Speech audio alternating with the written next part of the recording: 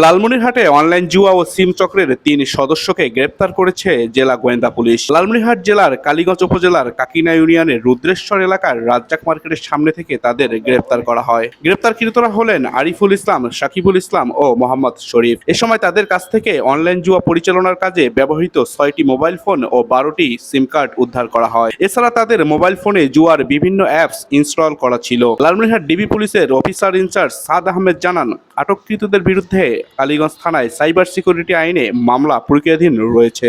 জেলা পুলিশের পক্ষ হতে আমি জেলা গোয়েন্দা শাখার অফিসার ইনচার্জ হিসেবে আমাদের কয়েকটি টিম নিয়মিত কাজ করে মাদক বিরোধী অভিযানে সর্বাত্মক, পাশাপাশি জুয়া, অনলাইন ক্যাসিনো জুয়া, এই সমস্ত বিষয়গুলোতে আমরা নিয়মিত অভিযান পরিচালনা করে থাকি। নিয়মিত অভিযানের অংশ হিসেবে গতকালকে আমরা আজকে ভোর রাতে আমরা একটি অভিযান পরিচালনা করি, যেখানে রাজ্জাক মার্কেট, কাকিনা রাজ্জাক মার্কেটের সামনে আমরা একটু গোপন সংবাদের ভিত্তিতে আমাদের একটি টিম অভিযান করে। উক্ত অভিযানে আমরা ৩ জন অনলাইন ক্যাসিনোর সঙ্গে জড়িত ব্যক্তিকে গ্রেফতার করতে সক্ষম হই।